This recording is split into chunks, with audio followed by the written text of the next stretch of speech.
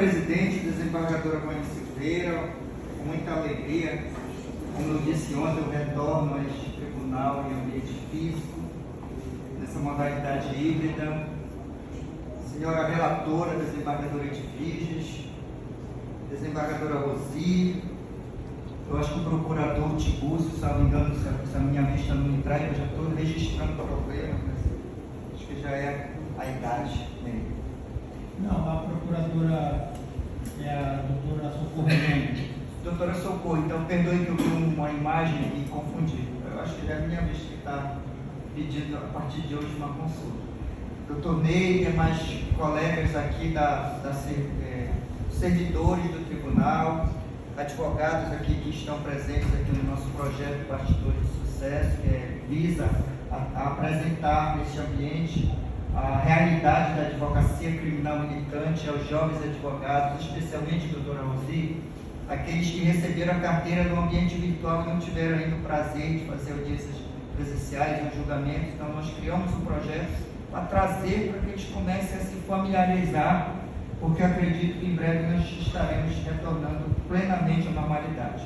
Advogados que eventualmente nos assistem pela internet, demais senhoras e senhores. Então, desembargadoras, como consta nos autos, doutora Vânia,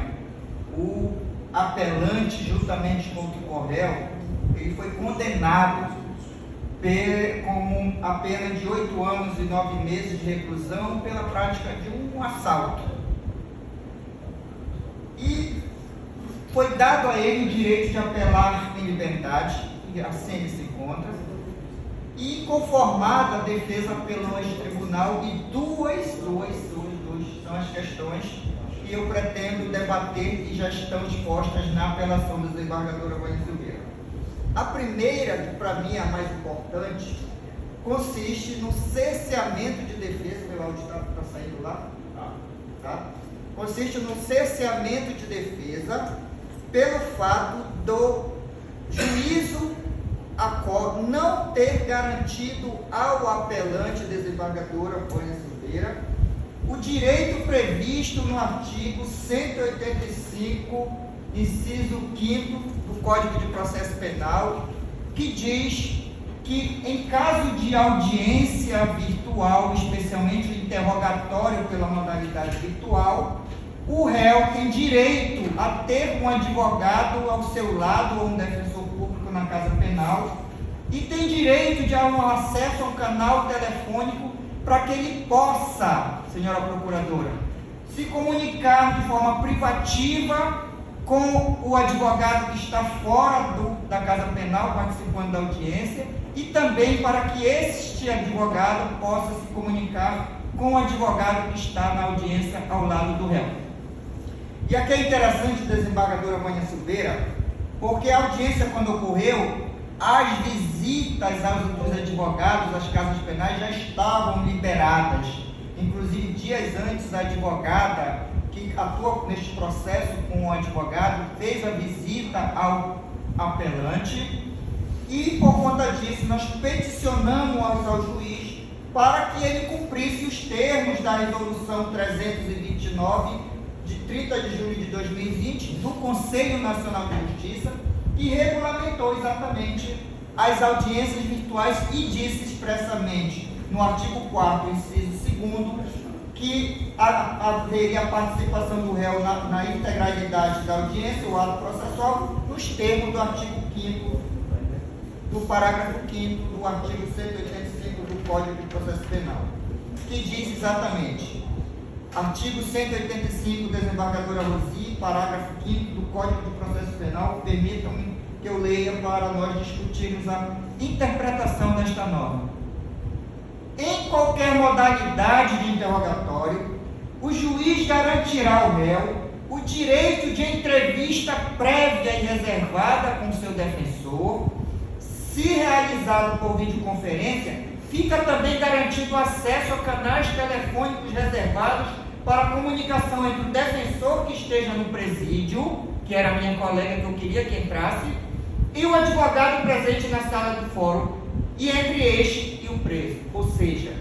eu teria o réu, o apelante, naquele momento em que já era possível, desembargadora Vânia Silveira, o acesso dos advogados de caças penais,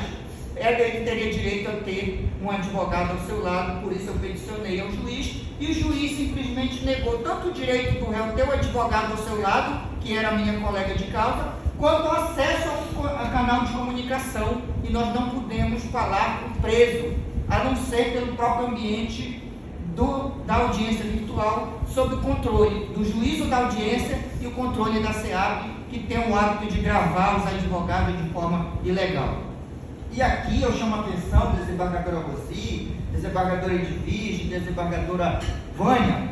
que é um prejuízo concreto neste caso, porque, pasme, o apelante, por falta de orientação da defesa técnica, ele confessou, inclusive, uma conduta, doutora Vânia, que era imputada ao réu pelas testemunhas e vítimas. Todos diziam que quem apontou a arma foi o réu, e o apelante, não compreendendo o que estava acontecendo, confessou a conduta do réu, e isso gerou um prejuízo inabalável, inquestionável nesse processo. Então, sendo essa questão preliminar submetida nesta apelação, nós entendemos da tabela que houve a configuração de um inevitável, insolúvel e absoluto cesseamento de defesa a ensejar a anulação desse processo. Ultrapassada essa questão, a questão de mérito que eu submeto a Vossas Excelências diz respeito à dosimetria da pena, desembargadora Vânia Silveira.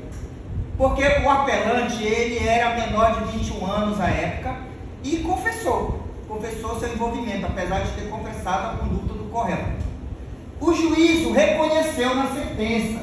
que ele confessou e que ele era menor. Porém, em relação à menoridade, ele reduziu a pena em apenas 6 meses.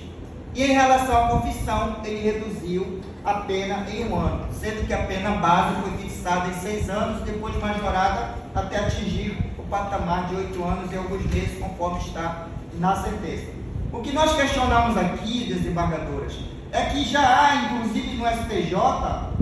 pacífico entendimento,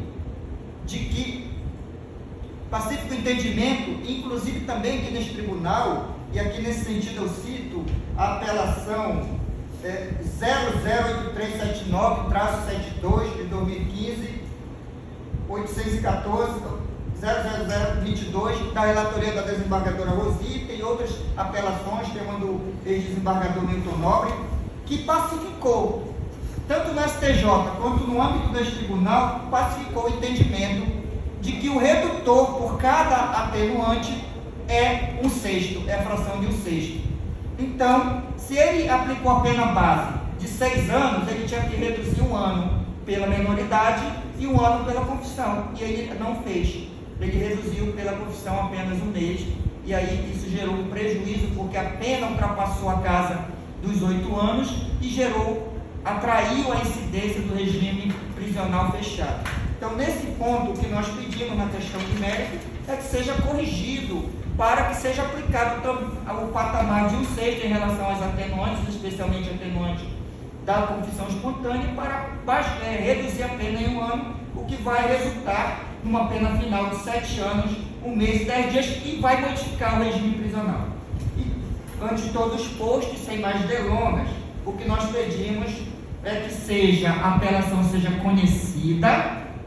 e provida para o fim de acolher a preliminar de cerceamento de defesa, porque não garantido ao apelante direito de ter um advogado ao seu lado durante o interrogatório, e anular o processo desde a audiência de instrução e julgamento, inclusive, para que outra seja realizada nos termos legais. Ou, ultrapassada a preliminar, que seja reformada parcialmente a sentença para aplicar o redutor de 1/6 pelo reconhecimento da atenuante da menoridade